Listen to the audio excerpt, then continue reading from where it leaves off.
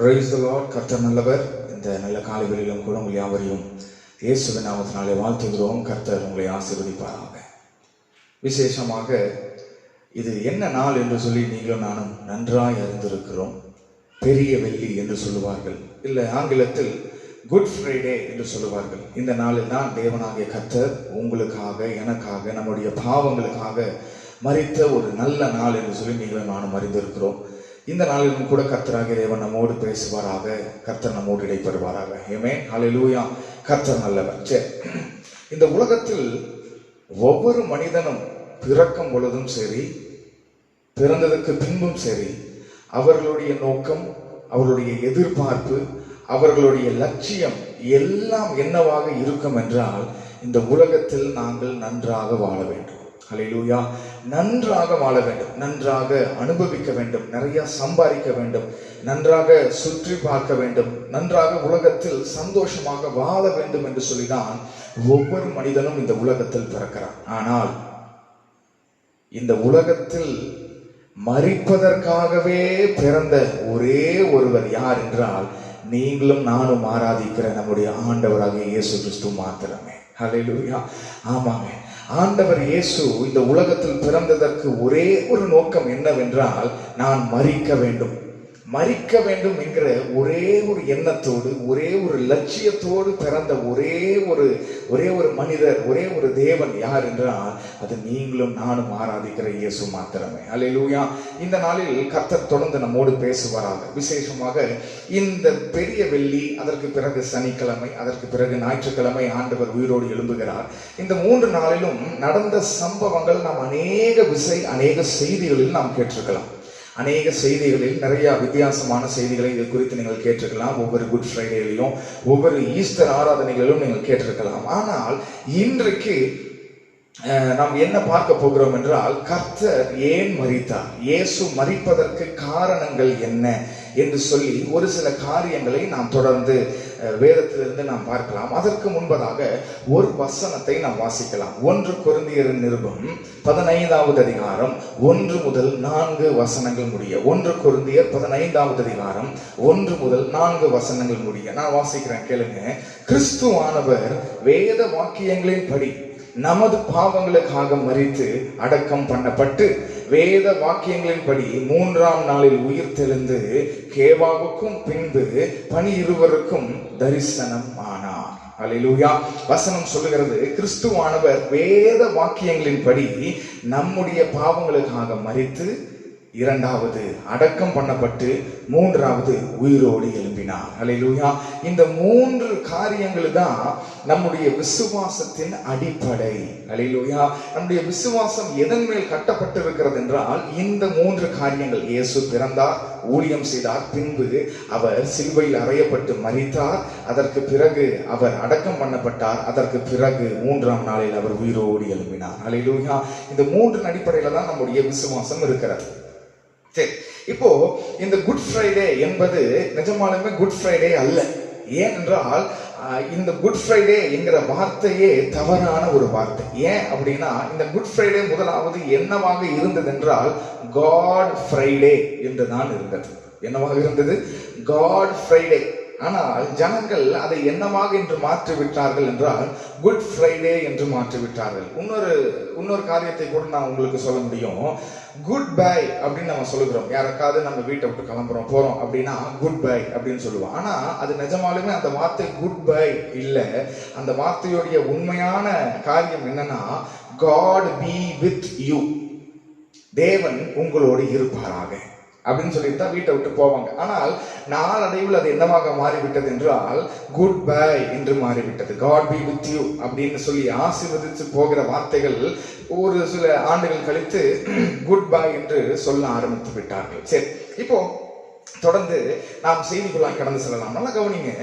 இந்த நாம் என்ன விசுவாசிக்கிறோம், இல்லைன்னா நாம் என்ன நினைக்கிறோம் என்றால், இந்த சிலுவை தான் இயேசுவை கொன்றது, இல்லைனா சிலுவையில் அவர் அறைப்பட்டதுனாலதான் இயேசு ஜீவனை விட்டார் என்று சொல்லி நாம் நினைத்து கொண்டிருக்கிறோம். ஆனால் அது உண்மை அல்ல.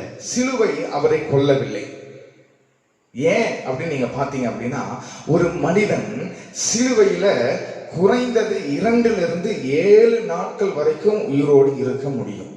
சரித்திரம் சொல்லுகிறது, ஆய்வாளர்கள் சொல்லுகிறார்கள், ஒரு மனிதன் குறைந்தது 2 நாளிலிருந்து 7 நாட்கள் வரைக்கும் நிச்சயமாக அவன் எவ்வளவு பலவீனமா இருந்தாலும் சரி 2 முதல் 7 நாட்கள் முடிய அவன் உயிரோடு இருக்க முடியும் என்று சொல்லி நமக்கு தெரியும். ஆனால் இயேசுவோ வெறும் 6 மணி நேரத்தில் அவர் ஜீவனை விட்டார். சிலுவையில் அவர் மரித்தார் வெறும் 6 மணி நேரத்தில். அதுக்கு சாத்தியமே கிடையாது. அப்போ ஒரு காரியம் நன்றாய் தெரிந்து கொள்ளுங்கள், சிலுவை அவரை கொல்லவில்லை, வேற ஏதோ ஒரு காரியம் அவரை கொண்டிருக்கிறது. அதுதான் என்ன என்று சொல்லி இன்றைக்கு நாம் தொடர்ந்து பார்க்க போகிறோம். சரி, அதற்கு முன்பதாக நாம் ஒரு சில உண்மைகளை அறிந்து கொள்ள வேண்டும். என்ன உண்மைகள் அப்படின்னா, சிலுவையில அறையப்பட்டவன் இல்லைன்னா சிலுவையில் ஒருத்தரை அறைகிறார்கள் என்றால் அவருக்கு நிஜமாலுமே என்ன செய்கிறார்கள் என்று சொல்லி நீங்களும் நானும் முதலாவது அறிந்து கொள்ள வேண்டும். என்ன என்றால், நாம் இன்றைக்கு படத்திலேயோ இல்லைன்னா பிக்சர்ஸ்லயோ போட்டோலயோ பார்க்கறது போல இந்த இடத்தில் ஆணி அடிக்க மாட்டார்கள். ஏன்னா இங்க அடிச்சாங்க அப்படின்னா, அந்த சிலுவை மரத்தோடு சேர்த்து இங்க அடிச்சாங்க அப்படின்னா சரீரத்துடைய பாரத்தை இந்த இடம் தாங்க முடியாமல் கிழித்து கொண்டு அவர்கள் கீழே விழுந்து விடுவார்கள். அதனால ஆணி எங்க அடிக்கப்படும் என்றால் இந்த இடத்தில் அடிக்கப்படும். இந்த இடத்தில் நல்ல கவனி, இந்த இடத்துல தான் அடிக்கப்படும். ஏனால் இந்த 2 எலும்புகளுக்கு நடுவில் ஒரு சின்ன ஒரு இடம் இருக்கிறது. அதன் வழியாக ஈஸியாக பண்ணலாம்னா ஆணியை அவர்கள் போட முடியும். அதே போலதான் காலிலையும் ஆங்கிள் அப்படின்னு சொல்லுவாங்க, அந்த இடத்துல தான் அவர்கள் போடுவார்கள். அடுத்தது, சிலுவையில ஒருவன் தொங்குகிறான் என்றால், நாம் இன்றைக்கு பார்க்கிற இயேசு சிலுவையில தொங்கிக் கொண்டிருக்கிற போட்டோவோ பிக்சரோ அதை போல அல்ல. ஏதோ ஒரு துணியை கட்டி கொண்டிருக்கிறாரே அதை போல அல்ல. நிர்வாணமாக தான் சிலுவையில் ஒரு மனிதன் தொங்கப்பட வேண்டும். இது ரோமர்களுடைய சட்டம். இந்த சிலுவை என்றால் அவமானத்தின் சின்னம் என்று சொல்லி நீங்களும் நானும் அறிந்திருக்கிறோம். சோ இயேசுவானவர் உங்களுக்காக எனக்காக எப்படிதான் பாடுபட்டார், எப்படிதான் சிலுவையில் தொங்கினார் என்றால் நிர்வாணமாக தான் தொங்கினார் என்பதை அறிந்து கொள்ள வேண்டும். அல்லேலூயா. அதே போல அப்படி தொங்குற ஜனங்கள் இல்லைன்னா அப்படி தொங்கிக் கொண்டிருக்கிறவர்கள் குறைந்தது 2 நாள் முதல் 7 நாட்கள் வரை அவர்கள் உயிரோடு சிலுவையில் இருப்பார்கள். ஏன் 7 நாள் வரை இருக்க முடியும் அப்படின்னு கேட்டீங்க அப்படின்னா, இந்த சிலுவையில இப்படி தொங்கிக் கொண்டிருக்கும் பொழுது என்ன ஆகும் அப்படின்னா, அந்த அவர்களுடைய முழு சரீரத்துடைய பாரமும் இந்த வயிற்று பகுதியில வரும். அதனால அவங்களால என்ன பண்ண முடியாது என்றால் மூச்சு வாங்குவதில் மிக சிரமம் இருக்கும். ஆனால் மூச்சு வாங்கணும் அப்படின்னா அவங்க என்ன பண்ணுவாங்கன்னா, அவருடைய கால்கள் இருக்கு பாருங்களேன், கால்களை கொஞ்சம் இந்த மாதிரி ரைஸ் பண்ணாங்க அப்படின்னா, கால்களை கொஞ்சம் அப்படியே தூக்குனாங்க அப்படின்னா அவர்களால் மூச்சு வாங்க முடியும். கால்கள் வலிக்க ஆரம்பித்த உடனே கால்களை இறக்கி விடுவார்கள், மீண்டும் சரீரம் கீழே போகும். திருப்பி மூச்சு வாங்கணும் அப்படின்னா திருப்பி அவங்க மேல இந்த மாதிரி எலும்புனுக்கு அப்புறம் திருப்பி மூச்சு வாங்க முடியும். இதே போல பண்ணுவார்கள். இந்த மாதிரி எவ்வளவு பலவீனமான ஒரு மனிதனாக இருந்தாலும் சரி, மூச்சு வாங்குவதற்கு 2 நாட்கள் இந்த மாதிரி கீழே மேல அவனால போக முடியும். ஒரு சில பேர் நல்ல பலசாலிகளா இருந்தார்கள் என்றால் 7 நாட்கள் வரைக்கும் இந்த மாதிரி மூச்சு வாங்கி கடைசியில அந்த கால் பகுதி மிகவும் பலவீனமாகி தூக்க முடியாத நிலைமைக்கு வந்ததுக்கு பிறகுதான் மூச்சு திணறி அவர்கள் இறந்து போவார்கள். ஆனால் இயேசுவோ வெறும் 6 மணி நேரத்தில் இறந்தார் என்று சொல்லி வசனம் நமக்கு சொல்லுகிறது. அதனாலதான் சிலுவையில தொங்கிக் கொண்டிருக்கிறவனை சீக்கிரமாக கொலை செய்ய வேண்டும் என்றால் அவர்கள் என்ன செய்வாங்கன்னா, முழங்கால்களை உடைத்து விடுவார்கள். உடைச்சிட்டா என்ன ஆகும், அவனால மேல எந்திரிக்க முடியலன்னா மூச்சு வாங்க முடியலன்னா அவன் மரித்து விடுவான். அதைத்தான் அந்த 2 திருடர்களுக்கும் செய்தார்கள். இயேசுவுக்கும் இயேசுவை முட்டியும் உடைக்கலாம் என்று சொல்லி வரும் பொழுதோ இயேசு ஏற்கனவே மரித்திருந்தார் என்று சொல்லி வசனம் சொல்லுகிறது. அல்லேலூயா. கர்த்தர் நல்லவர். சரி, இப்போ இந்த சிலுவையை குறித்து நாம் அறிந்து கொள்ள வேண்டும் என்றால் இஸ்ரவேல் ஜனங்களுடைய சரித்திரத்தை நாம் கொஞ்சம் பார்க்க வேண்டும். அதை பார்த்தால் மாத்திரமே நமக்கு தெளிவாக சிலுவை என்றால் என்ன, சிலுவையின் முக்கியத்துவம் என்ன என்று சொல்லி நமக்கு நன்றாக தெரியும். வேகமாக நாம் பார்க்கலாம். முதலாவது, இந்த இஸ்ரவேல் ஜனங்களுடைய சரித்திரம் எங்கிருந்து ஆரம்பிக்கிறது என்றால் ஆபிரகாம், ஈசாக்கு, அடுத்தது யாக்கோபு. இந்த 3 பேர்கிட்ட தான் இந்த சரித்திரம் ஆரம்பிக்கிறது. அதற்கு பிறகு யாத்ராகமத்தில் அவர்கள் 400 வருடங்கள் அவர்கள் எகிப்து தேசத்தில் அடிமைத்தனத்தில் இருக்கிறார்கள். அதற்கு பிறகு மோசே அவர்களை விடுதலை செய்து கானான் தேசத்திற்கு கொண்டு வருகிறான். கானான் தேசத்துக்கு வந்ததுக்கு பிறகு நமக்கு வேதம் தெளிவாக சொல்கிறது, ஒரு ராஜ்யபாரம் அவர்கள் உருவாக்கினார்கள். அந்த ராஜ்யபாரத்தில் சவுல் என்கிற முதல் ராஜா, அதற்கு பிறகு தாவீது, அதற்கு பின்பதாக தாவீதுடைய பிள்ளைகள், தாவீதுடைய வம்சாவளி ராஜ்யபாரத்தில் இருந்தார்கள். ஆனால் இவர்கள் எல்லாரும் கர்த்தருக்கு விரோதமாய் பாவம் செய்தபடியால் கர்த்தரோ அவர்களை என்ன செய்தார் என்றால் அந்த தேசத்தை விட்டு, ஆண்டவர் எந்த தேசத்தை இவர்கள் கொடுத்தாரோ கானான் தேசத்தை விட்டு இவர்கள் எல்லாரையும் சிதறடித்தார் என்று சொல்லி வசனம் சொல்லுகிறது. எல்லாரும் பாபிலோன் தேசத்திற்கு போனார்கள். அங்க போனதற்கு பிறகும் அவர்களுக்கு ஒரு பெரிய ஒரு நம்பிக்கை, ஒரு விசுவாசம் இருந்தது. என்ன விசுவாசம் தெரியுமா? நாங்கள் அந்நிய தேசத்தில் இப்ப இருந்தாலும் எங்கள் கர்த்தராகிய தேவன் மீண்டும் எங்களை சொந்த தேசமாகிய இஸ்ரவேல் தேசத்திற்கு கொண்டு வருவார் என்கிற ஒரு நம்பிக்கையும் ஒரு விசுவாசமும் அவர்களுக்குள்ளே இருந்தது. அந்த விசுவாசத்தின்படியே கர்த்தர் மீண்டும் அவர்களை இஸ்ரவேல் தேசத்திற்கு கொண்டு வந்தார் என்று சொல்லி மீண்டும் நாம் வசனத்தில் வாசிக்கிறோம். ஆனால் அங்க ஒரு சின்ன பிரச்சனை. இவர்கள் இப்பொழுது அவருடைய சொந்த தேசத்தில் இருந்தாலும் இங்கே சொந்த தேசத்தில் இருந்தாலும் சொந்த தேசத்தில் இவர்கள் சுயாதீனமாய் இருக்கவில்லை. சொந்த தேசத்திலேயே இவர்கள் அடிமைகளாக தான் இருக்கிறார்கள். அப்படிதான் புதிய ஏற்பாடு நமக்கு ஆரம்பிக்கிறது. சொந்த தேசத்தில் இஸ்ரவேல் தேசத்தில் இருக்கிறார்கள் எல்லா ஜனங்களும். ஆனால் அவர்களை ஆட்சி செய்வதோ, அவர்களை ஆட்சி செய்கிறது யார் என்றால் ரோமர்கள் என்று சொல்லி நமக்கு வசனம் தெளிவாக சொல்கிறது. இந்த ரோமர்கள் தான் இந்த கிராஸ் அப்படிங்கிற இந்த சிலுவையை, அந்த சிலுவை மரணத்தை கண்டுபிடித்தவர்கள் யார் என்றால் இந்த ரோமர்கள் என்று சொல்லி நமக்கு சரித்திரம் நமக்கு தெளிவாக சொல்லுகிறது. சரி, இப்போ எப்பொழுதுமே ஒரு சொந்த தேசத்தில் ஒரு ஜனங்கள் இருக்கிறார்கள், ஆனால் அடிமைத்தனத்தில் இருக்கிறார்கள் என்றால் அந்த தேசத்தில் உள்ள ஜனங்கள் எல்லாருக்கும் இருக்கிற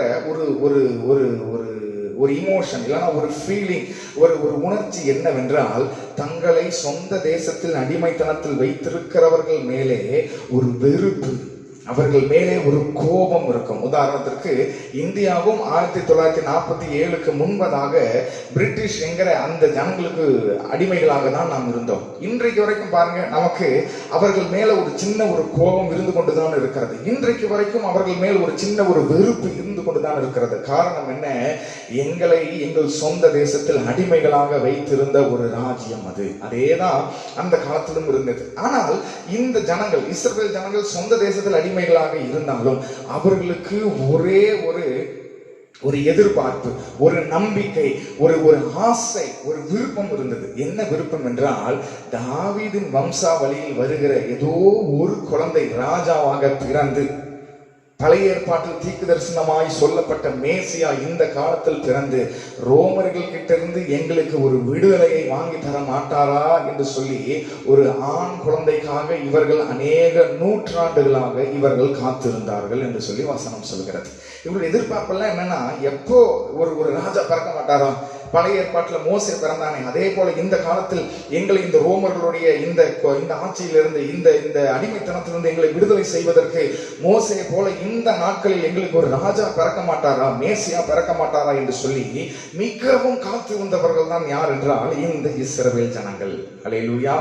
ஆமா, இந்த இஸ்ரவேல் ஜனங்கள் அப்படிதான் காத்திருந்தார்கள். சரி, இப்போ எப்பவுமே ஒரு தேசம் இன்னொரு தேசத்தின் மேல படையெடுத்து போய் அவர்களுடைய சொந்த தேசத்தில் அவர்களை அடிமைத்தனத்தில் வைத்திருந்தால் அவர்களை என்ன செய்வார்கள் என்றால் கூட்டமாக வைத்து அவர்களை ஆளுகை செய்ய மாட்டார்கள். இங்கிலீஷ்ல சொல்லுவாங்க டிவைட் அண்ட் ரூல். அதாவது கூட்டமாக பிரித்து அதற்கு பின்பதாக ஆட்சி செய்தால் அது வசதியாக லகுமாக இருக்கும் என்று சொல்லி நாம் அறிந்திருக்கிறோம். அதே போல தேவனுடைய இயேசுவின் நாட்களிலும் அந்த நாட்களிலும் ரோமர்கள் அவர்கள் ஆட்சி செய்யும் போது 3 விதமான கூட்டம் இருந்தது. முதலாவது கூட்டம் என்ன என்றால் டெரரிஸ்ட் அப்படின்னு சொல்லுவோம், இல்லைன்னா தீவிரவாதிகள். இவர்கள் என்ன தீவிரவாதிகள் அப்படின்னு பார்த்தா, எப்படி ஆகிலும் இந்த ரோமர்கள் கிட்ட இருந்து எங்கள் தேசத்தை நாங்கள் விடுவிக்க வேண்டும், இதுதான் அவர்களுடைய குறிக்கோள். எப்படி ஆகிலும் யுத்தம் செய்து, இல்ல கொலை செய்து, இல்லைன்னா கலகம் செய்து, இல்லைன்னா ஏதோ ஒரு வழியில இவர்கள் என்ன செய்ய வேண்டும், எங்கள் தேசத்திற்கு நாங்கள் என்ன பண்ணணும் அப்படின்னா விடுதலையை வாங்கி தர வேண்டும் என்பதுதான் அவங்களுடைய விருப்பமாக இருக்கும். அல்லேலூயா. அப்படிதான் அவங்க பண்ணாங்க. விசேஷமாக இங்கிலீஷ்ல, ஆங்கிலத்தில் அவர்களுடைய பெயர் ஜெலாட்ஸ் அப்படின்னு சொல்லுவாங்க. ஜெலட்ஸ் அப்படின்னு சொல்லுவாங்க. ZEALOTS ஜெலட்ஸ் அப்படின்னு சொல்லுவாங்க. அவர்கள் எங்கே இருந்தார்கள் என்றால், நல்லா கவனிங்க, இஸ்ரவேல் தேசம் இந்தியா தேசத்தை போல ஒரு நீளமான ஒரு தேசம். இந்த தேசத்தை 2ஆக பிரிக்கலாம். எப்படி பிரிக்கலாம் அப்படின்னா, மேலே இருக்கிற பகுதி கலிலேயா என்று சொல்லுவார்கள், கீழே இருக்கிற பகுதி யூதேயா என்று சொல்லுவார்கள். மேலே கலிலேயா, கீழே யூதேயா. இப்படிதான் இஸ்ரவேல் தேசத்துடைய அமைப்பு இருக்கிறது. இந்த தீவிரவாதிகள் எல்லாரும் எங்கேதான் இருப்பார்கள் என்றால், கீழே இருக்கிற யூதேயாவில் இருக்க மாட்டார்கள், மேலே இருக்கிற கலிலேயா பகுதியில் தான் இருப்பார்கள். ஏன் அங்கே இருக்கிறார்கள்? ஏன்னா அது மலை பிரதேசம். இவர்கள் என்ன கீழே கொலை செய்து, என்ன கலகம் செய்து, எவ்வளவு குற்றங்களை செய்தாலும் இவர்கள் மலைகளுக்கு ஓடி போய் அவர்கள் தப்பித்துக் கொள்ளலாம், ஒளிந்து கொள்ளலாம். அதனால தீவிரவாதிகள் எல்லாரும் எங்கதான் இருப்பாங்கன்னா கலிலேயால தான் இருப்பாங்க. இப்ப நல்லா கவனிங்க, இந்த தீவிரவாதிகளுக்கும் இயேசுடைய மரணத்திற்கும் என்ன சம்பந்தம் என்று சொல்லி பார்த்தால், நல்லா கவனிங்க, இந்த தீவிரவாதிகளில் ஒருவனாய் இருந்த ஒரு மனிதனை ஆண்டவர் தன்னுடைய சீடனாக 12 பேரில் ஒருவனாக கர்த்தராகிய இயேசு தேர்ந்தெடுத்தார். ஆச்சரியமா இருக்குல்ல? ஆமா, பாருங்க, லூக்கா 6வது அதிகாரம் 15வது வசனத்தில் சீஷர்கள் எல்லாம் யார் என்று சொல்லி ஒவ்வொருடைய பெயரையும் ஆண்டவராகிய தேவன் பட்டியலிட்டு எழுதி வைத்திருக்கிறார். யார் அவர்கள் அப்படின்னு நீங்க பாத்தீங்க அப்படின்னா, மத்தேயு, அவங்க அப்படியே நிறைய இருக்கும். அப்படியே நீங்க கடைசியில பாத்தீங்க அப்படின்னா, செலோத்தே என்னப்பட்ட சீமோன் அப்படின்னு ஒரு வார்த்தை இருக்கும். யாரு? செலோத்தே என்னப்பட்ட சீமோன். இந்த செலோத்தே என்னப்பட்ட சீமோன் அப்படின்னா, செலோத்தேங்கிறது பேர் அல்ல, செலோத்தே என்கிறது ஒரு ஐக்கியம், இல்லைன்னா ஒரு அமைப்பு. என்ன அமைப்பு? தீவிரவாத அமைப்பு. அதுதான் சைமன் த ஜெலட் அப்படின்னு சொல்லி இங்கிலீஷ்ல இருக்கும். இந்த சீமோன் என்கிற, இல்ல செலோத்தே என்கிற இந்த சீமோன், அவன் யாரா இருந்தானா, அவன் இந்த தீவிரவாத அமைப்பில் இருந்தான். உடனே அந்த தீவிரவாத அமைப்பில் இருக்கிற ஜனங்களுக்கெல்லாம் இப்போ ஒரு பெரிய ஒரு எதிர்பார்ப்பு, ஒரு நம்பிக்கை. என்னன்னா, ஓ, இயேசுவே நம்முடைய ஆட்களில் ஒருவனை தன்னுடைய சீஷராக தேர்ந்தெடுத்து கொண்டார். அதனால இயேசுவும் சீக்கிரத்தில் நம்மோடு இணைந்து இந்த ரோம அரசாங்கத்தை தூக்கி எறியும்படி, இல்லைன்னா ரோம அரசாங்கத்துக்கு விரோதமா யுத்தம் செய்யும்படி அவரும் வரப்போகிறார் என்கிற ஒரு நம்பிக்கையில இருந்தாங்க. ஆனால் ஆண்டவர் ஒரு நாளும் அவர்களோடு இணையவில்லை. அல்லேலூயா. ஒரு நாளும் அவர்களோடு ஆண்டவர் இணையவில்லை. அதனால அந்த செலோத்தே, இல்லைன்னா செலோத்தே என்கிற அந்த ஜெலட்ஸ் அவர்கள் இயேசுவின் மேல ஒரு வருத்தம், இல்லைன்னா இயேசுவின் மேல ஒரு கோபம் உடையவர்களாக தான் அவர்கள் இருந்தார்கள். சரி, இது முதலாவது கூட்டம். இரண்டாவது கூட்டம் ஒன்று இருந்தது. அவர்கள் யாருன்னா, those who cooperate. அதாவது யாரு நம்மை ஆட்சி செய்கிறார்களோ அவர்களோடு இணைந்து நமக்கு ஆதாயம் தேடிக்கொள்ளுகிற ஒரு சில ஜனங்கள். அவர்கள் மேல் கோபப்பட மாட்டார்கள், அவர்களுக்கு தேவையானதெல்லாம் செய்வார்கள். எதற்காகனா, பணம் சம்பாதிப்பதற்காக. இந்த நம்முடைய தேசத்திலும் அப்படிப்பட்ட ஒரு சில ஜனங்கள் இருக்கதான் செய்தார்கள். ஆமாவா இல்லையா?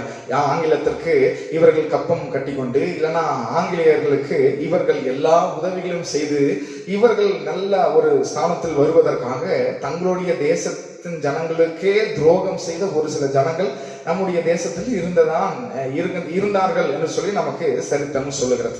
அதே போல அந்த நாட்களிலும் ஒரு கூட்டம் இருந்தது. அவர்கள் யாருன்னா, வரி வசூலிப்பவர்கள், அதாவது டாக்ஸ் கலெக்டர்ஸ், வரி வசூலிப்பவர்கள். இவருடைய வேலை என்ன அப்படின்னா, இவங்கள் உள்ளாட்கள், அதாவது அடிமைத்தனத்தில் இருக்கிறார்களே அந்த ஜனங்களை சேர்ந்தவர்கள் யாராவது ஒருவரா இருப்பாரு.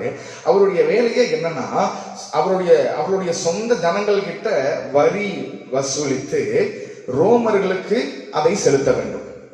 ஆனால் ரோமர்கள் அவர்களுக்கு ஒரு காரியத்தை சொல்லியிருந்தார்கள். என்னன்னா, உங்களுக்கு நாங்க சம்பளம் தர மாட்டோம், ஆனால் என்ன பண்ணலாம்னா, நீங்க எங்க பெயரை சொல்லி மிரட்டி ஏமாத்தி கொலை மிரட்டல் விட்டு எப்படி ஆகிலும் நாங்கள் கேட்கிற வரிக்கு மேல நீங்க உங்க சொந்த ஜனத்துக்கிட்ட இருந்து நீ புடுங்கிட்டீங்கன்னா அந்த மீறி இருக்கிற காசெல்லாம் உன்னுடைய சம்பளமாக நீ எடுத்துக்கொள்ளலாம். உதாரணத்துக்கு நீங்க சகைவு எடுத்து பாருங்க. அவன் சொல்லுகிறான், ஆண்டவரே, நான் 4 அதாவது ஜனங்களை ஏமாற்றி நான் வாங்கினேன், அதெல்லாம் 4 மடங்கா நான் திருப்பி கொடுத்துறேன் ஆண்டவரேன்னு சொல்லுறான். ஏன் ஏமாத்தி வாங்கினா? ஏன்னா ரோம அரசாங்கம் போட்ட சட்டமோ எங்களுக்கு இந்த பகுதியிலிருந்து இவ்வளவு வரி வேண்டும் என்று சொல்லி அவர்கள் கேட்கிறார்கள். ஆனால் இவனோ அந்த வரிக்கு மேல வாங்க வேண்டும். ஏன்னா அதுக்கு மேல வாங்கினா தான் இவனுக்கு சம்பளம், அதுதான் இவனுடைய சேலரி, அதுதான். அதனால அநியாயமாக இவன் வாங்கினான் ஆக வேண்டும். அப்படிதான் இருந்தார்கள். இப்போ இந்த வரி வசூலிக்கிறவர்களும் சரி, மற்றவர்களும் சரி, அவர்கள் என்ன யோசித்தார்கள்? ஆஹா, இயேசு சகையு கூட சேருகிறார், மத்தேயு கூட சேருகிறார், அதனால நம்ம கூட இந்த இயேசு சேர்ந்து ரோமர்களுக்கு ரொம்ப ஐக்கியமாகி விடுவார் இயேசு என்று சொல்லி அவர்கள் நினைத்தார்கள். ஆனால் அவர்களையும் நம்முடைய தேவனாகிய கர்த்தர் இயேசு அவர்களையும் ஏமாற்றினார். சோ அவர்களும் இப்போ இயேசு மேல எப்படி இருக்காங்கன்னா கோபமாக இருக்கிறார்கள். இவர்களாவது பரவாயில்ல, இப்படி வெளியே பண்றாங்க. ஆனா இன்னொரு கூட்டம் சபைக்கு உள்ள தேவாலயத்தில், எருசலேம் இருந்த அந்த தேவ ஆலயத்தில் இந்த மாதிரி ஒரு காரியத்தை செய்தார்கள். என்ன காரியம் தெரியுமா? இந்த ரோமர்கள் இந்த தேவாலயத்திற்கு உள்ள வருவதற்கு அவர்களுக்கு அனுமதி கிடையாது. ஏன்னா யூதர்கள் சொல்லியிருந்தார்கள், நீங்க எங்கள் மேல் ஆட்சி செய்தாலும் எங்கள் பரிசுத்த ஸ்தலமாகிய தேவ ஆலயத்திற்குள் நீங்கள் வரக்கூடாது. ஏன்னா இது பரிசுத்த ஸ்தலம், நாங்கள் எங்கள் தேவனை ஆராதிக்கிற இடம், இந்த இடத்துல நீங்க வரக்கூடாது. நீங்கள் மாத்திரமல்ல, உங்க காசும் உள்ள வரக்கூடாது. ஏன்னா அந்த ரோமர்களுடைய பணத்தில் இல்ல காசுல யாருடைய போட்டோ, யாருடைய எம்பளம் இருக்கும் அப்படின்னா அந்த ரோமருடைய அந்த அந்த அதிகாரி, இல்லைன்னா ரோமர்களுடைய அந்த பிலாத்து என்று சொல்லுகிற அந்த எம்பரர், அவருடைய அந்த போட்டோ தான் வந்து இருக்கும். சோ இதை நீங்க கொண்டு வந்தாலும் எங்கள் ஆலயம் தீட்டுப்படும், அதனால உங்க பணமே எங்க ஆலயத்துக்குள்ள என்ன பண்ணக்கூடாது, வரவே கூடாதுன்னு சொல்லியிருந்தாங்க. இதை அவங்க என்னவா மாத்தினாங்க அப்படின்னா மணி எக்ஸ்சேஞ்ச். அதாவது நிறைய தேசத்திலிருந்து இந்த முழு நிறைய தேசங்கள்ல இருந்தும் சரி, இந்த இஸ்ரவேல் முழு தேசத்திலிருந்தும் சரி, எல்லா ஜனங்களும் வருடத்துக்கு ஒரு தடவை எருசலேம் என்கிற தலைநகரத்தில் இருக்கிற தேவாலயத்திற்கு வந்து அவர்கள் பலி செலுத்த வேண்டும் கர்த்தருக்கு. எப்போ? பஸ்கா பண்டிகை அப்போ. ஆனால் இந்த தூர இடத்திலிருந்து வருகிறவர்கள் பலி செலுத்துவதற்காக ஆடு மாடுகளை கொண்டு வர முடியாது. ஏன்னா அவர்கள் வருவதே கஷ்டம். அந்த நாட்களில் நடந்துதான் 1000 கிலோமீட்டர் கணக்காக அவர்கள் நடந்து அவர்கள் என்ன பண்ண வேண்டும், இஸ்ரவேல்ல இருக்கிற அந்த எருசலேம் பட்டணத்திற்கு அவர்கள் வர வேண்டும். இதுல ஆடையோ மாடையோ அவர்கள் பலி செலுத்துகிற அந்த அந்த அனிமல்ஸை என்ன பண்ண முடியாது, கொண்டு வர முடியாது. அதனால இவங்க என்ன பண்ணுவாங்கன்னா சர்ச்சில் போய் வாங்கிக்கலாம். ஏன்னா சர்ச்சில் வெளியே இதெல்லாம் வித்துட்டு இருப்பாங்க. சோ இவங்க வரும்பொழுது எதை கொண்டு வருவார்கள்? ரோமர்களுடைய காசை கொண்டு வருவாங்க. ஆனா சபையில இருக்கிற அந்த ஜனங்கள் என்ன சொல்லுவாங்க, இந்த காசை வச்சு நீ இங்க இருக்கிற ஆடு மாடை வாங்கி நீ கர்த்தருக்கு பலி செலுத்தினா அது தீட்டாகி விடும். அதனால நீ எந்த காசுல தான் வாங்கணும்னா இஸ்ரவேலுடைய காசுல தான் வாங்கணும். அதுக்கு இந்த காசை கொடுத்து அந்த காசை வாங்குவதற்கு மணி எக்ஸ்சேஞ்ச் அப்படின்னு சொல்லுவாங்க.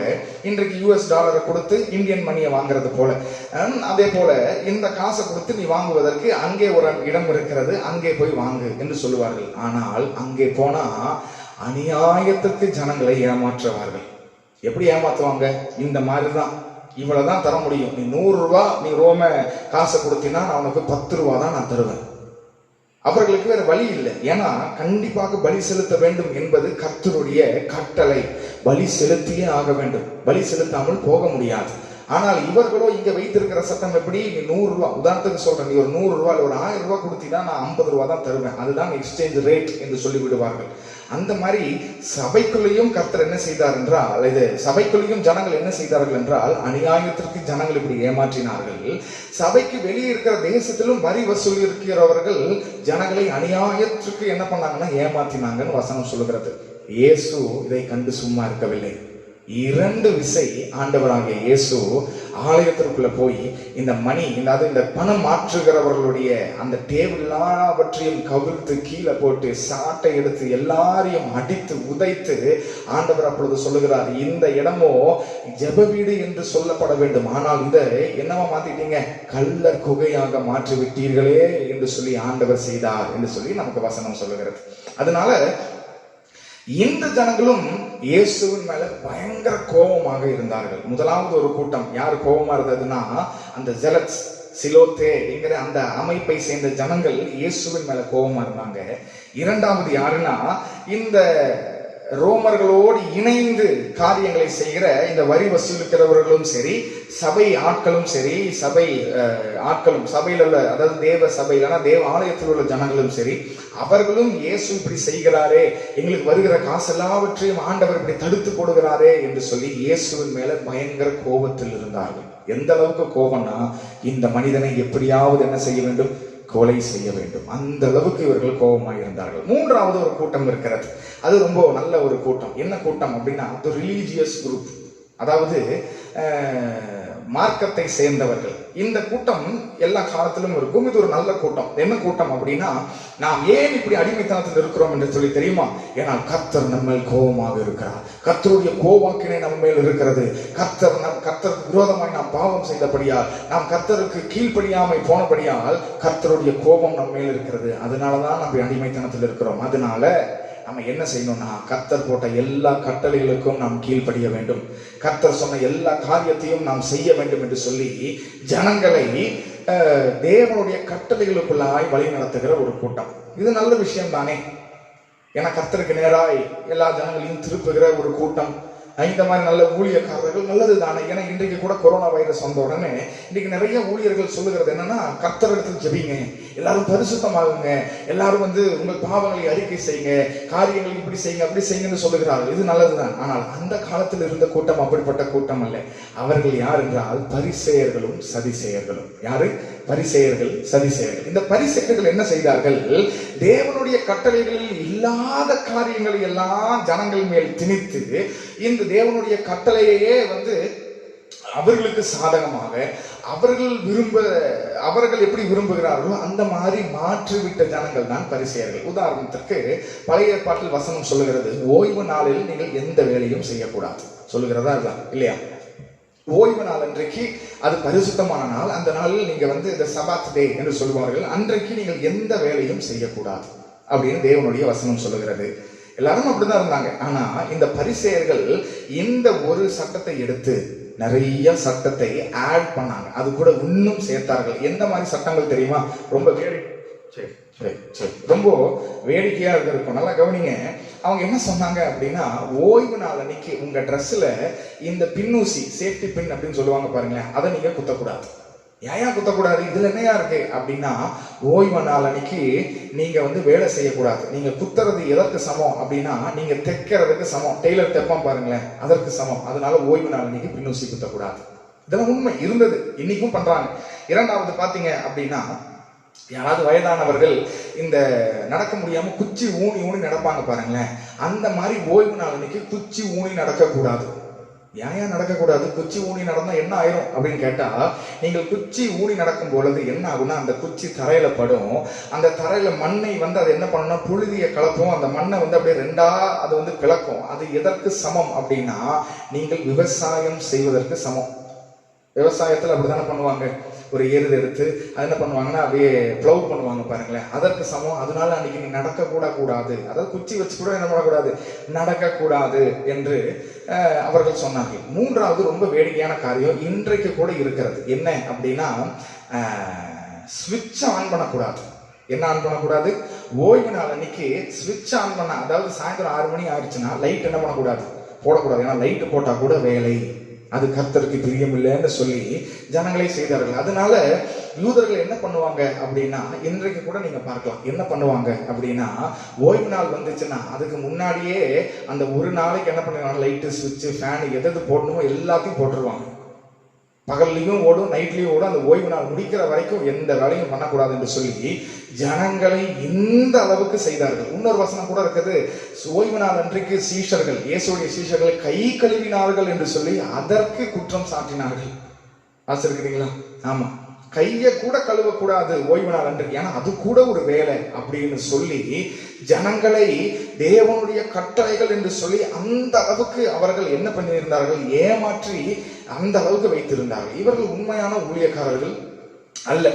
ஆனால் ஆண்டவராகிய இயேசு இவர்களுடைய கட்டளை உடைத்தது மாத்திரமல்ல, இதெல்லாம் செய்ய வேண்டாம் என்று சொல்லி மற்றவர்களுக்கு என்ன பண்ணார், ஆண்டவராகிய இயேசு சொன்னார் என்று சொல்லி வசனம் சொல்லுகிறது. சோ இந்த கூட்டமும் இயேசுவின் மேல பயங்கர கோபமாக இருந்தார்கள். பாருங்க, 3 கூட்டத்தை பார்த்தோம். ஒன்னு டெரரிஸ்ட், அவங்க இயேசு மேல கோபம், ஏன்னா அவங்க கூட சேர்ந்து ரோமர்களுக்கு விரோதமா யுத்தம் செய்யலை என்று சொல்லி. இரண்டாவது, இவர்கள் யாரு, இந்த ரோமர்களோடு இணைந்து தங்களுடைய ஜனங்களுக்கு துரோகம் செய்கிறவர்கள், அவர்களோடு இணையிலன்னு சொல்லி அவர்களுக்கும் என்ன, இந்த வரி வசூலிக்கிறவர்கள். அடுத்தது இந்த தேவாலயத்தில் பணம் மாற்றுகிறவர்கள், அவர்களையும் ஆண்டவர்கள் பண்ணதுனால அவங்களும் இயேசுவின் மேல கோபம். மூன்றாவது ஒரு கூட்டம் யாருன்னா, இந்த ரிலீஜியஸ் குரூப், பரிசேயர்கள், சதுசேயர்கள், அவர்களும் இயேசுவின் மேல கோபம். இவங்க 3 பேரும் எந்த அளவுக்கு கோபமா இருந்தாங்கன்னா, இந்த மனிதனை கொலை செய்யாமல் என்ன பண்ணக்கூடாது, விடக்கூடாது, இந்த மனிதனை நிச்சயமாய் கொல்ல வேண்டும் என்கிற அளவுக்கு அவர்கள் இருந்தார்கள். அல்லேலூயா. இது இல்லாம இன்னொரு கூட்டமும் இயேசுவை கொலை செய்ய வேண்டும் என்று சொல்லி இயேசு பிறந்த நாளிலிருந்து அவர்கள் யோசித்துக் கொண்டிருந்தார்கள். அது யாருன்னா ஏரோது ராஜா. யாருங்க? ஏரோது ராஜா. இந்த ஏரோது ராஜா பாருங்க, அவனுக்கு ஒரு நாள் செய்தி வருகிறது, யூதருக்கு ராஜாவாய் பிறந்திருக்கிறவர் எங்கே என்று சொன்னோன்னு அவன் என்ன பண்ணுகிறான், இந்த இடத்துலதான் பிறந்திருப்பார் என்று சொல்லி அந்த இடத்துல இருந்து அநேக சிறு பிள்ளைகளை, குழந்தைகளை, ஆண் குழந்தைகளை கொன்றான் என்று சொல்லி வசனம் சொல்லுகிறது. அல்லேலூயா.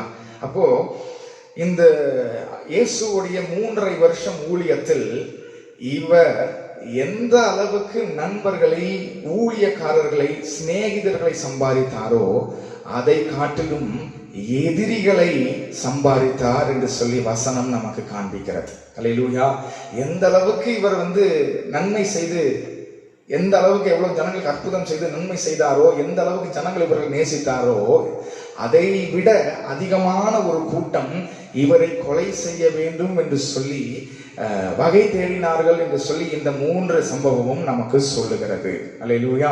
கர்த்தர் நல்லவர். சரி, அப்போ இப்ப பாத்தீங்க அப்படின்னா இந்த ஏரோது கொலை செய்ய விரும்பினான். அதற்கு பிறகு பாத்தீங்க அப்படின்னா தன்னுடைய சொந்த ஜனம் நாசரேத் என்கிற ஊர்ல அவர் பிரசங்கம் பண்ணுகிறார். அப்பொழுது சொல்லுகிறார், ஆவியானவர் என் மேல் இருக்கிறார், நான் தான் மேசியா என்று சொல்லி ஏசாயா 61வது அதிகாரம் 1வது வசனத்திலிருந்து அவர் பிரசங்கிக்கும் பொழுது அந்த ஜனங்களுக்கு பயங்கர கோபம் வந்து விட்டது. ஏன்னா இத்தனை நாட்கள் இவர்கள் இந்த இயேசுவை எப்படி பார்த்தாங்கன்னா, சாதாரண ஒரு தச்சன், சாதாரண ஒரு கார்பெண்டர். இப்ப திடீர் என்று சொல்லி இந்த வசனத்தை எடுத்து நான் தான் அந்த மேசியா, அந்த தேவனுடைய எல்லா காரியங்களும், தேவனுடைய தீர்க்க தரிசனங்கள் எல்லாவற்றையும் நிறைவேற்ற வந்தவர் நான் தான் என்று சொல்லுகிறாரு என்று சொல்லி அவர்களால் ஏற்றுக்கொள்ள முடியவில்லை. அந்த பிரசங்கத்தை அங்கீகரிக்க முடியவில்லை. அதனால கொலை செய்ய அவர்கள் திட்டமிட்டார்கள். ஆனால் இயேசுவோ அவர்கள் மத்தியில் இருந்து கடந்து போனார் என்று சொல்லி வசனம் சொல்லுகிறது. அல்லேலூயா. ஓகே, 3வது பாத்தீங்க அப்படின்னா மிக சுவாரஸ்யமான ஒரு காரியம்.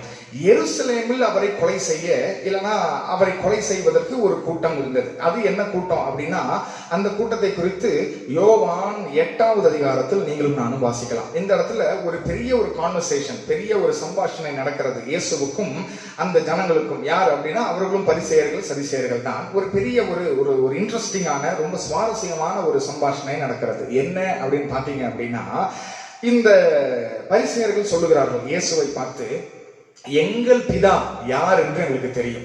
அவர்கள் யாரை சொல்லுகிறார்கள் என்றால் ஆபிரகாமை சொல்லுகிறார்கள். யாரை சொல்லுகிறார்கள்? ஆபிரகாம். சரியா? எங்கள் பிதா யார் என்று சொல்லி எங்களுக்கு தெரியும் அப்படிங்கிறாங்க. இந்த வசனத்தில் என்ன தவறு இருக்கிறது? இந்த வசனத்தில் என்ன தப்பு இருக்கு அப்படின்னு நீங்க சொல்லலாம், யோசிக்கலாம். ஆனால் இதுல பெரிய ஒரு காரியம் இருக்கிறது. என்ன தெரியுமா? அவங்க இயேசுவை பார்த்து என்ன சொல்றாங்கன்னா, எங்க அப்பா,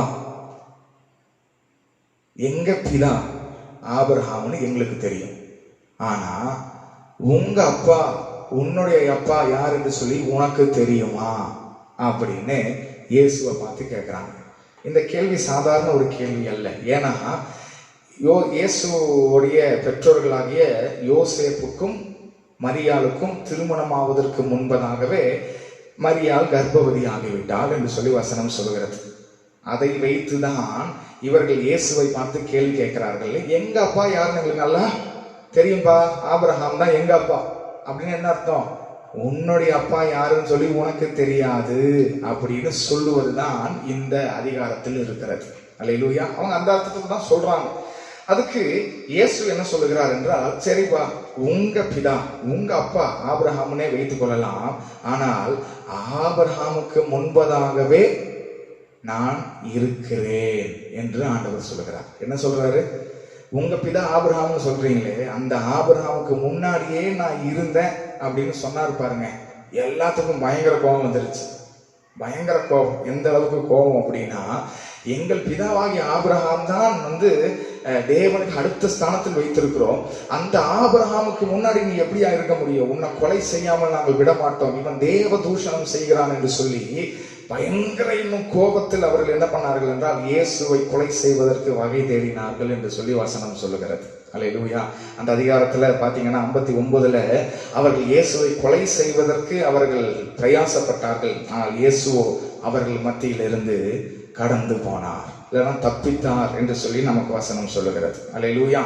அப்போ இதற்கு முன்பதாக பாத்தீங்கன்னா நிறைய ஜனங்க நிறைய இடத்தில் நிறைய சம்பவத்தில் இயேசுவை கொலை செய்வதற்கு அவர்கள் எவ்வளவோ பிரயாசப்பட்டார்கள். ஆனால் எல்லா இடத்திலிருந்தும் ஆண்டவராக இயேசு தப்பித்தார். தப்பித்தார்னா தானாகவே தப்பித்து விட்டார், அவராகவே தப்பித்தார். ஆனால் ஒரு நேரம் வந்தது. அந்த நேரம் வரும்பொழுது இயேசுவாகவே தானாக முன் வந்து வாலண்டரியாக என்ன செய்தார் என்றால் எருசலேமுக்கு அவர் போனார். அவருக்கு நல்லா தெரியும், எருசலேமில் அவரை வெறுக்கிறவர்கள், இயேசுவை கொலை செய்ய வேண்டும் என்று சொல்லி பயங்கர தீவிரமாய் இருக்கிறவர்கள் எருசலேமில் இருக்கிறார்கள் என்று சொல்லி தெரிந்தும் அறிந்தும் இயேசு எருசலேமுக்கு போனார். யாராவது அங்கு இருந்தா?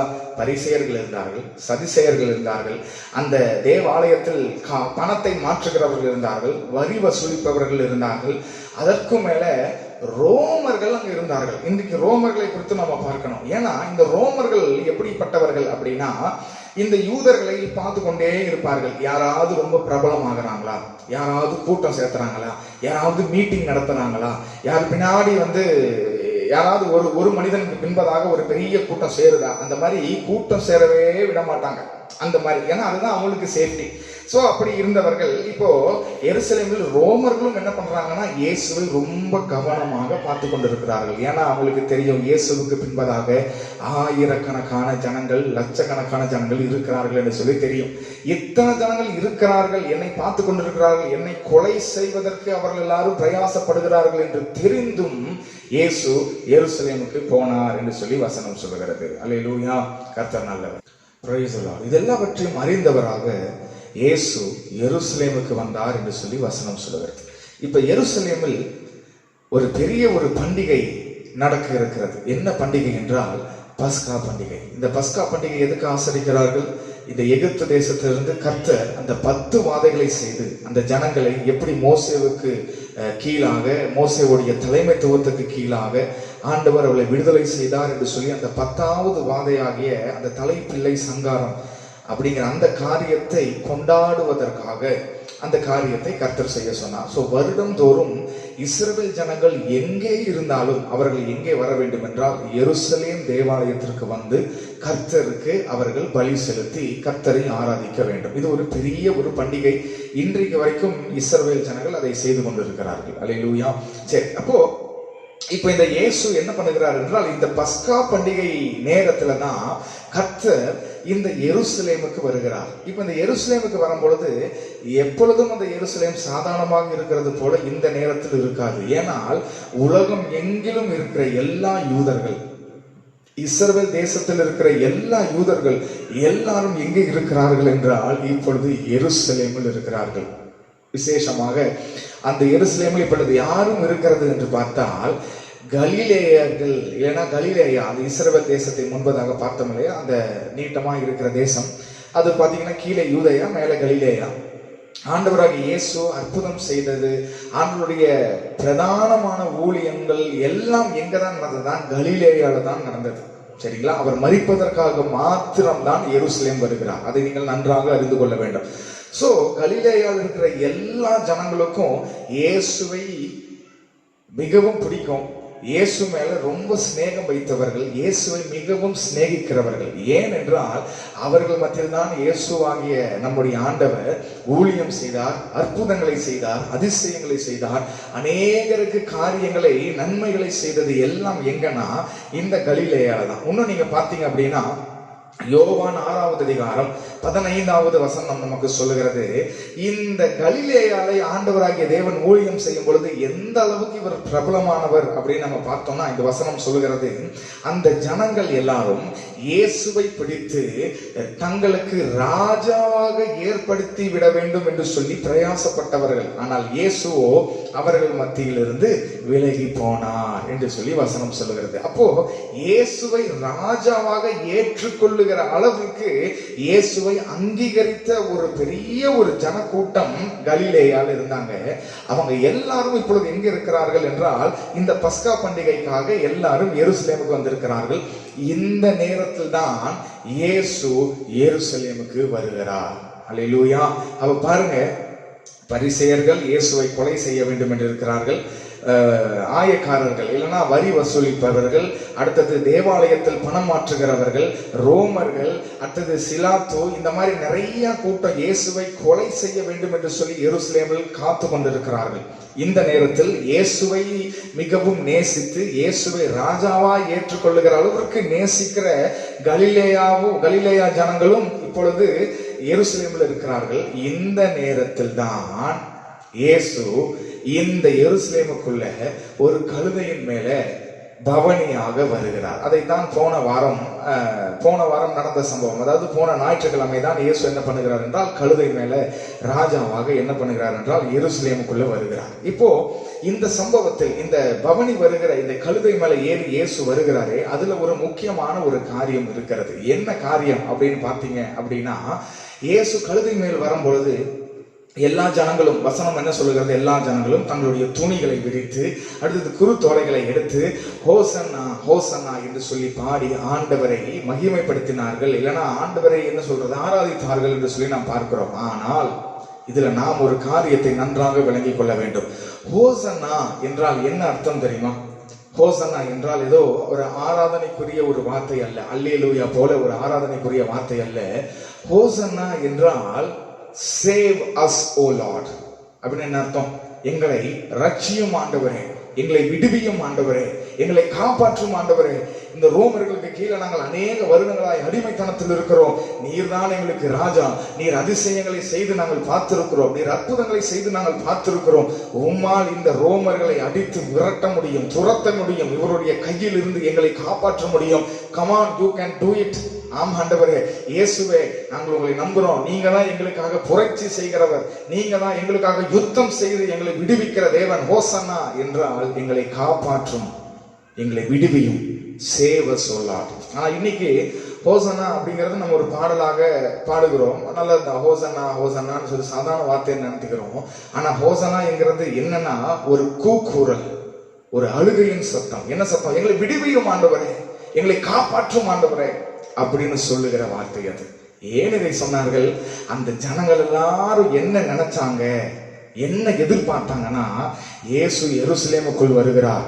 எருசலேமில் தான் ரோம ஆட்சி இல்லைன்னா ரோமர்களுடைய அந்த தலைநகரம். எருசலேம்ல தான் ரோமர்கள் எல்லாரும் இருக்கிறார்கள். ரோமாபுரியுடைய எல்லா தலைவர்களும், ரோமாபுரியுடைய எல்லா மிலிட்டரி, எல்லா ஆர்மி, எல்லா சேனையும் அங்கதான் இருக்கிறது. இயேசு இப்ப கழுதையின் மேல் எதற்கு வருகிறார் என்றால், எல்லாரோடும் ஆண்டவராகிய இயேசு சண்டை போட்டு யுத்தம் செய்து கலகம் செய்து எல்லாரையும் கொலை செய்து எங்களை விடுவிக்க போகிற ராஜா வந்து விட்டார் என்று சொல்லி எல்லாரும் ஹோசன்னா என்று சொல்லி ஆண்டவரை பார்த்து பாடுகிறார்கள். ஆனால் நடந்தது என்ன தெரியுமா?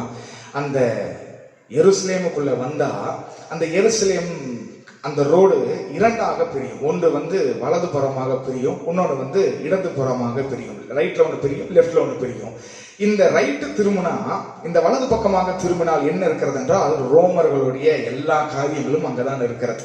சோ இந்த ஜனங்கள் எல்லாரும் எதிர்பார்த்தது என்னன்னா, ஆண்டவராகிய இயேசு நேராக வலது புறமாக திரும்பி பயங்கர ஒரு அற்புதத்தை செய்ய போகிறார், பயங்கர ஒரு காரியத்தை செய்ய போகிறார். அதை கண்டு எல்லா ரோமர்களும் பயந்து எங்களை விடுவிக்க போகிறார் என்று சொல்லி நினைத்து கொண்டு எல்லாரும் ஓசனா ஓசனா என்று கத்தி கொண்டு இருந்தார்கள். ஆனால் நடந்தது என்ன தெரியுமா? இயேசு நேராக வலது புறம் திரும்பவில்லை, இடது புறமாக திரும்பினார். லெப்ட்ல திரும்பினா என்ன இருக்குன்னு பாத்தீங்கன்னா, எருசலேம் தேவாலயம் இருக்கிறது. என்ன இருக்கு? எருசலேம் தேவாலயம் இருக்கிறது. இப்ப தேவாலயத்தில் ஆண்டவராகிய இயேசு என்ன பண்ணுகிறார்? என்னடா இது, ஆண்டவர் நம்மை காப்பாற்ற இந்த பக்கம் திரும்பாருன்னு பார்த்தா இந்த பக்கம் திரும்புறாரு, என்ன செய்கிறார் என்று சொல்லி பார்த்தால், இரண்டாவது விசை ஆண்டவர் ஒரு சாட்டையை எடுத்து அந்த இடத்தில் இருக்கிற எல்லா பணம் மாற்றுகிறவர்கள், முன்னதாகவே நான் பார்த்தது போல அந்த பணத்தை மாற்றாங்க பாருங்களேன், அவங்க எல்லாத்தையும் திரும்ப போட்டு அடித்து உதைத்து தேவாலயத்தை பரிசுத்தம் பண்ணினார் என்று சொல்லி நம்ம வேதத்தில் நாம் வாசிக்கிறோம். அல்லேலூயா. இப்ப இந்த ஜனங்களுக்கெல்லாம் பெரிய ஒரு ஏமாற்றம்.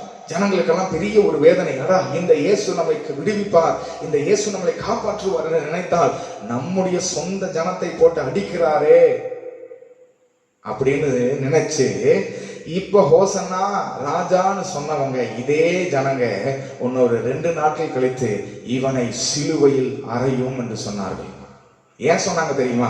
ஏன்னா விடுவிப்பாருன்னு பார்த்தா எங்களை விடுவிக்காமல் எங்க ஜனங்களையே போட்டு அடித்துக் கொண்டிருக்கிறார்.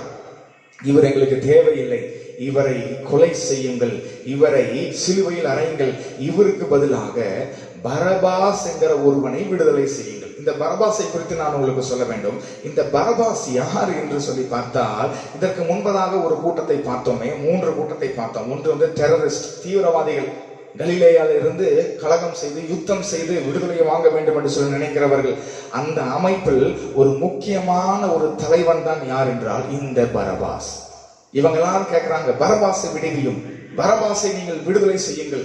ஏன்னா பரபாசாவது எங்களுக்கு கொஞ்சமாவது யுத்தம் செய்வான், எங்களுடைய காரியங்களுக்காக, எங்களுடைய விடுதலைக்காக கொஞ்சமாவது பிரயாசப்படுவான். ஆனால் அந்த இயேசு எதையும் செய்ய மாட்டார். அதனால பரபாசை விடுவியுங்கள் என்று சொல்லி சொன்னார்கள் என்று சொல்லி நமக்கு வசனம் சொல்லுகிறது. அல்லேலூயா, கர்த்தர் நல்லவர். அப்போ இதுதான் அந்த சம்பவம். அதற்கு பிறகு என்ன ஆனது அப்படின்னா, இப்ப பாருங்க, எல்லா ஜனங்களும் இப்ப இயேசுவை கொலை செய்ய வேண்டும் என்கிற நிலைமைக்கு எல்லாரும் வந்து விட்டார்கள். இப்போ இந்த அன்னா காய்பா இவர்கள் யார் என்றால் தேவாலயத்தின் அவர்கள் தான் பிரதான ஆசாரியர்கள். சரியா?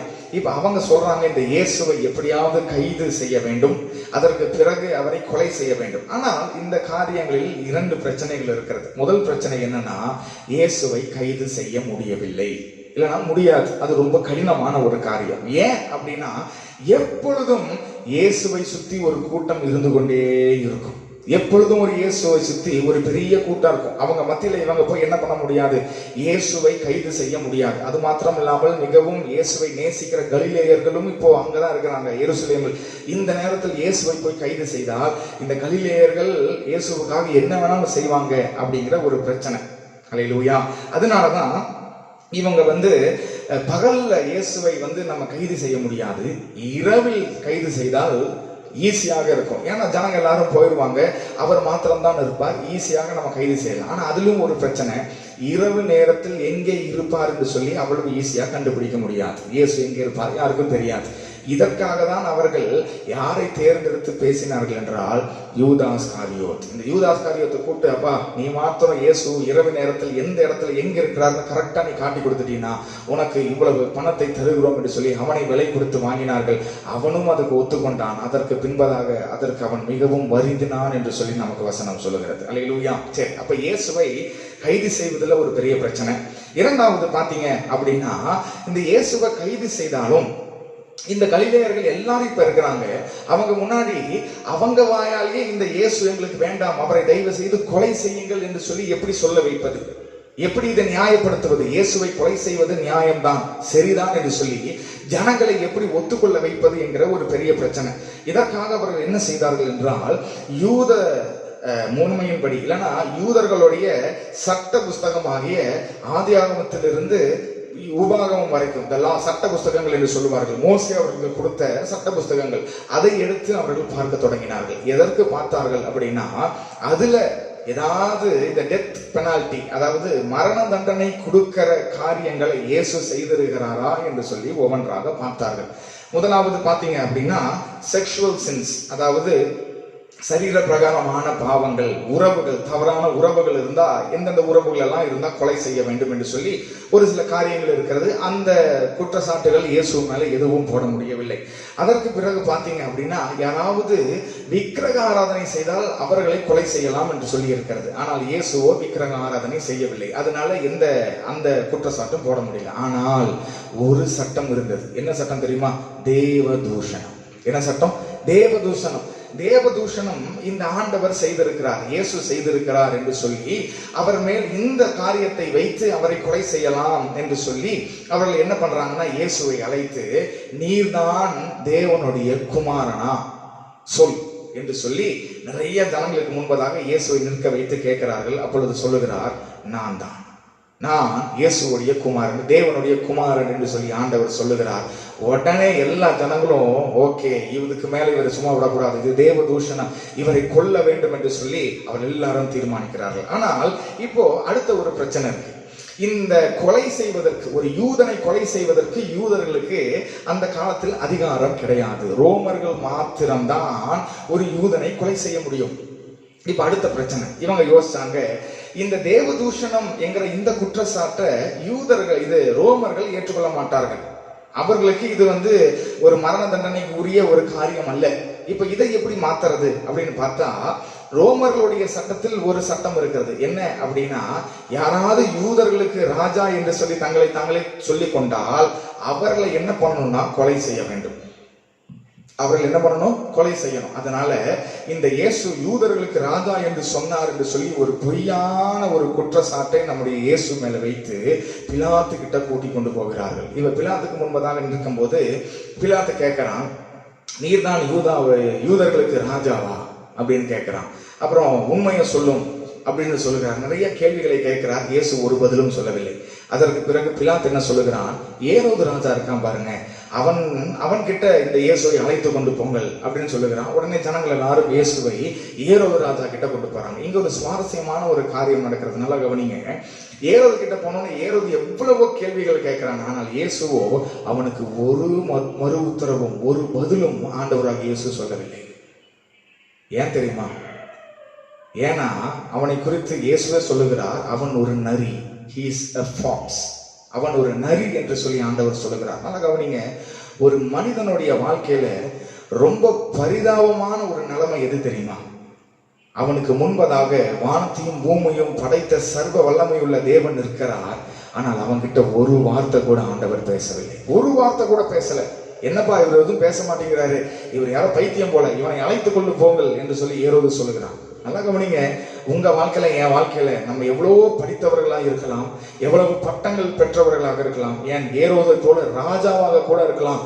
ஆனால் தேவன் மாத்திரம் உங்களோடு பேசுவது இல்லை, இல்லை ஒருவேளை பேசுகிறதை என்னால் உணர முடியவில்லை என்று சொல்லி நீங்களும் நானும் நினைச்சோம். அப்படி இருக்கு நம்ம வாழ்க்கை இருக்குன்னா, நம்மை போல பரிதாபமான ஜனங்கள் யாரும் கிடையாது. ஏன் தெரியுமா? நம்முடைய ஆண்டவர் பேசுகிற ஒரு ஆண்டவர், நம்முடைய தேவன் இடைப்படுகிற ஆண்டவர், நம்முடைய தேவன் பேசுகிறவர், அவர் ஜீவன் உள்ளவர். அவர் எப்படி நம்மோடு பேசாம இருக்க முடியும்? ஒருவேளை நீங்க போற சபையா இருக்கலாம், நீங்க ஆராதிக்கிற இடமா இருக்கலாம், எந்த இடத்துலயும் கர்த்தரனோடு பேச மாட்டுறாருங்க. நான் ஏதோ போயிட்டு வந்துட்டு இருக்கிறேன், ஏதோ அந்த சர்ச்சில் அங்கத்தினர், ஏதோ ஒரு மெம்பர், அதனால நான் போயிட்டு வந்துருக்கேன், கர்த்தரனோடு பேசுவது இல்லை என்று சொன்னீங்கன்னா ரொம்ப மோசமான நிலைமையில் இருக்கிறோம். அல்லேலூயா. கர்த்தர் நம்மோடு பேச வேண்டும். கர்த்தர் ஒரு மனிதனோடு பேச வேண்டும். எப்படியாலும் ஒன்னா கண்டிக்கலாம், இல்லைன்னா ஆசீர்வாதங்களை சொல்லலாம். எப்படியோ கர்த்தர் உங்கள் வாழ்க்கையோடு, உங்கள் ஜீவனோடு, நீங்க செய்கிற காரியங்களை குறித்து நீங்கள் என்ன செய்ய வேண்டும், என்ன செய்யக்கூடாது என்று சொல்லி கர்த்தர் ஒவ்வொரு நாளும் உங்களோடு பேச வேண்டும். அதை நீங்கள் உணர வேண்டும். ஒருவேளை கர்த்தர் உங்களோடு பேசுவது இல்லைன்னு நினைச்சீங்கன்னா இன்னைக்கு ஜெபிக்க ஆரம்பிங்க, கர்த்தர் உங்களோடு பேசுவார். அல்லேலூயா. சரி, இப்ப மீண்டும் இந்த பிலாத்து கிட்ட இந்த ஜனங்கள் என்ன பண்ணுகிறார்கள் என்றால் இயேசுவை கொண்டு வருகிறார்கள்.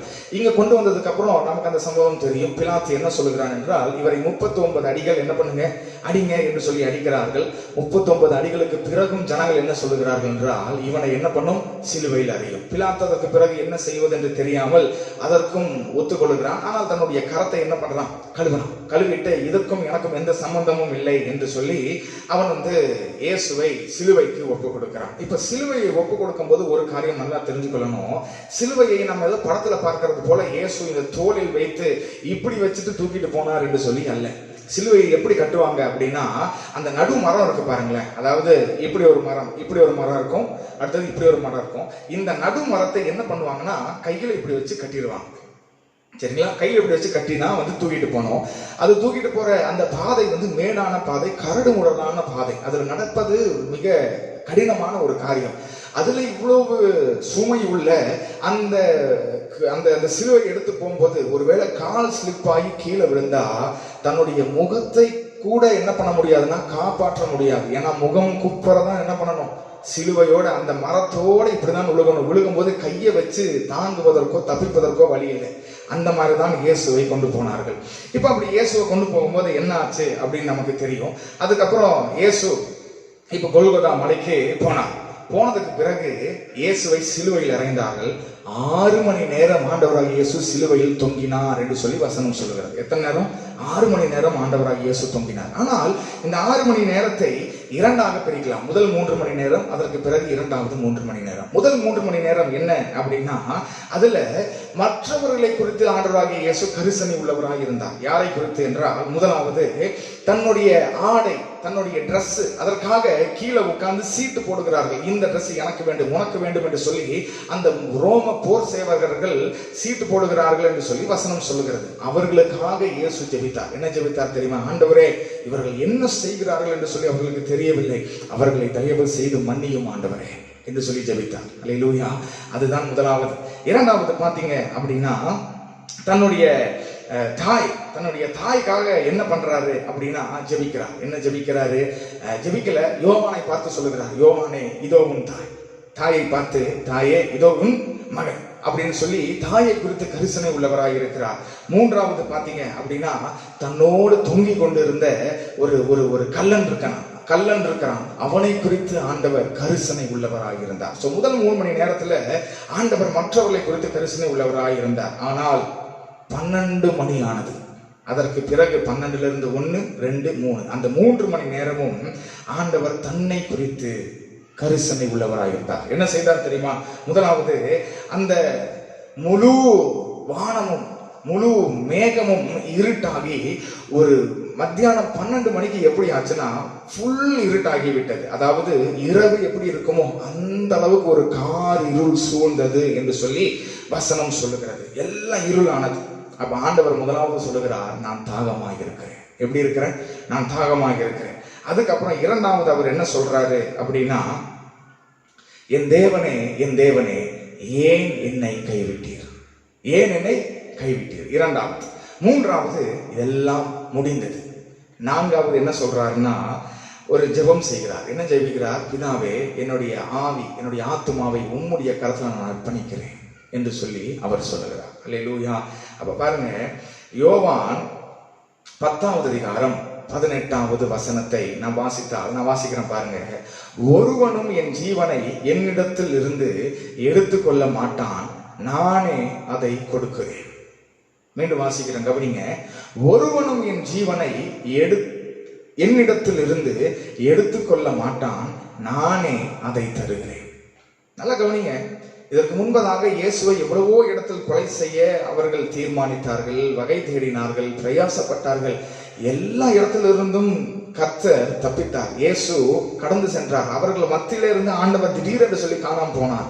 ஆனால் இந்த சிலுவையில் ஆண்டவராகிய இயேசு அதை செய்யவில்லை. அவர் தானாக வந்தார். தானாக முன்பதாக வந்து மரிக்க தன்னை ஒப்பு கொடுத்தார். ஏன் தன்னை ஒப்பு கொடுத்தார்? இந்த இடத்துல ஏன் ஆண்டவராகிய இயேசு தப்பிக்கவில்லை என்கிற ஒரு கேள்வி இருக்கிறது.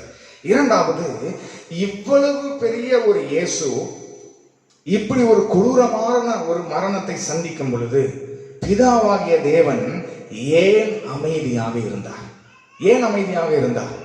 ஏதாவது சொல்லியிருக்கலாம், ஏதாவது வார்த்தை சொல்லி இயேசுவை கொஞ்சம் தேடியிருக்கலாம். அப்பா, இதெல்லாம் என்னுடைய சித்தம் தான்ப்பா, தைரியமா இரு, விசுவாசமாக இரு, உன்னோட மரணத்துக்கு பின்பதாக பெரிய ஒரு மகிமையை உனக்கு வைத்திருக்கிறேன் அப்படின்னு சொல்லி ஏதாவது சொல்லியிருக்கலாம். ஆனா பிதாவாகிய தேவன் அந்த 3 மணி நேரம், இல்லைன்னா இயேசு கைதானதுக்கு பிறகு பிதாவாகிய தேவன் எங்கேயுமே வரமாட்டார். நீங்க வேதத்தை எடுத்து வாசிச்சு பாருங்க. பிதாவாகிய தேவன் இயேசுவுக்கு எந்த ஒரு வார்த்தை சொன்னதாகவோ இல்லைன்னா இயேசுவை தேற்றினதாகவோ எந்த ஒரு காரியமே இருக்காது.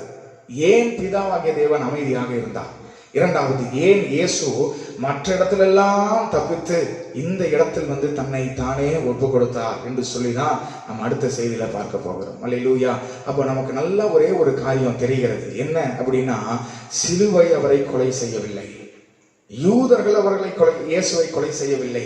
இல்ல நம்ம நினைக்கிற மாதிரி மற்ற இந்த பிலாத்து, இல்லைன்னா வந்து அந்த போர் சேவகர்கள், இல்லைன்னா வந்து அந்த அண்ணா காய்பா, அந்த பிரதான ஆசாரியர்கள், அவர்கள் தான் திட்டமிட்டு இயேசுவை கொலை செய்தார்கள். இல்லை, அவர்கள் எல்லாம் கொலை செய்யவில்லை. எது இயேசுவை கொலை செய்தது? ஏன் இயேசு மரித்தார், எப்படி மரித்தார் என்று சொல்லிதான் நாம் அடுத்த செய்தியில நாம் பார்க்க போகிறோம். அதனால தொடர்ந்து வீடியோஸை பாருங்க. கர்த்தர் நம்மோடு பேசுவாராக. எல்லாரும் அப்படியே இருக்கிற இடங்களில் நம்ம கண்களை மூடலாமா? எல்லாரும் கண்களை மூடி ஆண்டவரை பார்த்து நம்ம சொல்ல போறோம். ஆமா ஆண்டவரே, அப்பா, சிலுவை உங்களை கொலை செய்யவில்லை. நீர் ஆண்டவரே வேற ஏதோ ஒரு காரியத்திற்காக நீர் மரிக்கவில்லை. ஆனால் ஆண்டவரே, நீர் உம்மை தாமே நீர் ஒப்பு கொடுத்து, நீரே உம்மை ஒப்பு கொடுத்து எங்களுடைய பாவங்களுக்காக மரித்தீரப்பா. எங்களுடைய பாவங்களுக்காக நீங்க மரித்தீங்க ஆண்டவரே. நாங்கள் ஜெபிக்கிறோம், உமக்கு நாங்கள் நன்றி செலுத்துகிறோம் அப்பா. உமக்கு நாங்கள் நன்றி செலுத்துகிறோம் ஆவியானவரே. இயேசுவே உமக்கு ஸ்தோத்திரம் அப்பா. இயேசுவே உமக்கு ஸ்தோத்திரம். நாங்கள் எவ்வளவு பாவிகளாய் இருந்தாலும் ஆண்டவரே, நீர் எவ்வளவு இடத்தில் நீர் தப்பித்தாலும் ஆனாலும் எருசலேமில் வந்து மரிக்க உம்மை நீரே ஒப்பு கொடுத்தீரே ஆண்டவரே. நீர் மரித்ததன் நிமித்தம் நாங்கள் இன்றைக்கு ஜீவன் உள்ளவர்களாக இருக்கிறோம். நீர் எங்களுக்காக மரித்ததன் நிமித்தம் நாங்கள் இன்றைக்கு பிழைத்திருக்கிறோம். நீர் எங்களுக்காக ஜீவனை தந்தது நிமித்தம் நாங்கள் இன்றைக்கு ஜீவனோடு இருக்கிறோமே. உமக்கு நாங்கள் நன்றி செலுத்துகிறோம் அப்பா. உமக்கு நாங்கள் நன்றி செலுத்துகிறோம் ஆண்டவரே. உமக்கு நாங்கள் நன்றி செலுத்துகிறோம் ஆண்டவரே. கர்த்தர் நீர் நல்லவர், கர்த்தர் நீர் நல்லவர் அப்பா. உம்முடைய ஜீவனை தந்தைகளை வாழ வைத்ததற்காக உமக்கு ஸ்தோத்திரம். எங்களோடு பேசின உம்முடைய வார்த்தைகளுக்காக நன்றி. நீர் எப்படி மரித்தீர், நீர் மரிப்பதற்காக என்னென்னலாம் காரியங்களை செய்தீர் என்று சொல்லி ஆண்டவரே கர்த்தர் எங்களோடு பேசினதற்காக ஸ்தோத்திரம். கர்த்தர் நீர் நல்லவர். தொடர்ந்து எங்களோடு பேசி இடைப்படுங்க, பெரிய காரியங்களை செய்யுங்க. இயேசுவின் நாமத்தில் ஜெபிக்கிறோம் நல்ல பிதாவே, ஆமென். Praise the Lord. கர்த்தர் உங்களை ஆசீர்வதிப்பாராக. விசேஷமாக இந்த செய்தியுடைய தொடர்ச்சியாக இன்னும் ஒரு 4 செய்திகள் இருக்கிறது. இப்பதான் நம்ம முதல் பாகத்தை நாம் பார்த்திருக்கிறோம். இயேசு மரிப்பதற்கு அவர் என்ன செய்தார், எப்படி தானாகவே சூழ்நிலைகளை ஏற்படுத்தி ஜனங்களுக்காக நான் மரிக்க வேண்டும், அது பஸ்கா அன்றைக்கு மரிக்க வேண்டும், அதுவும் எருசலேம்ல மரிக்க வேண்டும், அதுவும் சிலுவையில மரிக்க வேண்டும் என்று சொல்லி தானாகவே தன்னுடைய மரணத்தை பிளான் பண்ணி ஆண்டவர் முன் குறித்து எப்படி செய்ய வேண்டும், எங்க மரிக்க வேண்டும், எப்படியெல்லாம் காரியங்களை செய்ய வேண்டும் என்று சொல்லி கர்த்தர் செய்தார் என்று சொல்லி இந்த செய்தியில பார்த்தோம். தொடர்ந்து இன்றைக்கு மாலையிலும் இந்த செய்தியோடைய தொடர்ச்சியை நாம் பார்க்க போகிறோம். அதாவது வெள்ளிக்கிழமை மாலை, சனிக்கிழமை மாலை, ஞாயிற்றுக்கிழமை மாலை 3 மாலைகளும் நமக்கு இந்த கூட்டங்கள் தொடர்ந்து இருக்கும். இந்த செய்தியுடைய தொடர்ச்சியை நாம் பார்க்க போகிறோம். அதற்கு நடுவில் ஈஸ்டர் ஆராதனையும் இருக்கிறது. அதனால தொடர்ந்து இந்த செய்தியை கவனிங்க. கர்த்தர் உங்களோடு பேசுவாராக. கர்த்தர் பெரிய காரியங்களை செய்வாராக. Praise the Lord. கர்த்தர் நல்லவர், கர்த்தர் நல்லவர்.